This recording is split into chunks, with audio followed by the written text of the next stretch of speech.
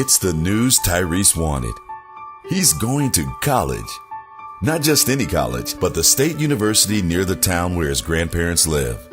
He's always had a dream of going to college, but because he was an average student, he wasn't sure he would be accepted, and money was a factor. But this letter was proof that he was on his way to fulfilling his dream of becoming a veterinarian. Dr. Tyrese Williams. It sounds good. This letter is good news for him and for his mother and younger brother and sister. He's the first to go to college. Tyrese isn't the only one getting such a letter. Thousands more, just like him, are getting similar correspondence all over the country. These acceptance letters get these future students closer to social and economic mobility, making them proud, contributing citizens, and giving them the chance of making their mark in the world. Although he doesn't know it, Tyrese and others can thank Justin Smith Morrill for their opportunities. Morrill didn't have the chance to attend college, and he wanted to make sure no other child was denied such an opportunity. After many attempts to move the country toward a better educational system, in 1862, the United States Congress finally passed and President Lincoln signed into law what has become known as the Morrill Act. The Morrill Act granted each state the proceeds from the sale of public land that could be used to establish colleges designed to teach agriculture, military tactics, and the mechanical arts, as well as classical studies. This way, members of the working class could obtain a liberal and practical education. These were colleges accessible to all, but especially to the sons of toil. Morrill's land grant bill was designed to provide education to advance all, black and white alike. But due to segregation, the opportunity for black people in the southern and border states to attend college was not an option. To correct this discrimination, Justin Morrill developed what became known as the Second Morrill Act. This Second Morrill Act, established in 1890, allowed the southern and border states to establish one black and one white institution and still be in compliance. Both of these schools were to be supported with a just and equitable distribution between black and white schools. These land grant institutions became known as 1890s and carry that distinction to this day. It's been 125 years since the Second Morrill Act passed, and in that time, tens of thousands of students have passed through the doors of the country's 19 1890 land-grant universities. From small colleges to major universities, the 1890s carry the distinction of being among some of the country's elite universities. The 1890s inspired thinkers. The 1890s develop entrepreneurs. The 1890s create professionals. The 1890s are student-empowering, real-world, innovative, practical, creative, community economic engines. And 125 years later, the 1890s still maintain a close relationship with the USDA, a connection that provides a steady and continuous funding source.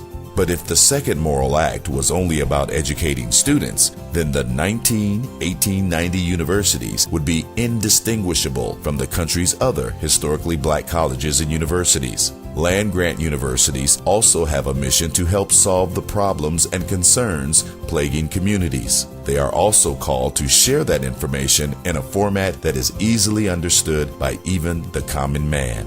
They have a mission to conduct research and to extend that knowledge to the community. Land-grant universities are part of a state's economic engine. This country's 1890 land-grant universities take pride in knowing that they provide relevant and distinctive teaching, discovery, and engagement programs that address the priorities and challenges of the global society for a broad spectrum of students. This is particularly important for first-generation college students and those who have limited opportunities. The 1890s can also address nutrition-related health disparities of underserved and other populations with an emphasis on obesity prevention and other wellness-focused programs.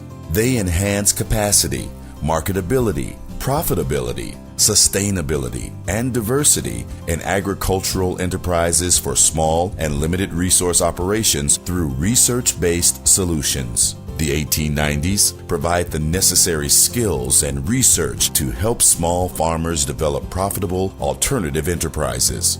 They engage youth, especially those with limited resources, in leadership development and in programs and activities that enhance their understanding and interest in science, technology, engineering, and math when planning their education and careers. While pursuing higher education, the 1890s institutions also want to make sure these young people are actively involved in programs that will enhance their self-esteem, build self-confidence, and provide positive social and physical activities. They offer heightened opportunities for students to significantly enhance the resilience of individuals, families, and communities for upward social and economic mobility and personal satisfaction.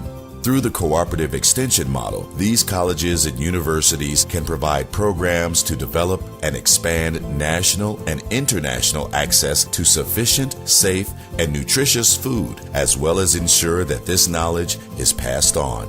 The 1890s can engage individuals and communities in environmental stewardship and in the sustainability, management, and enhancement of natural resources.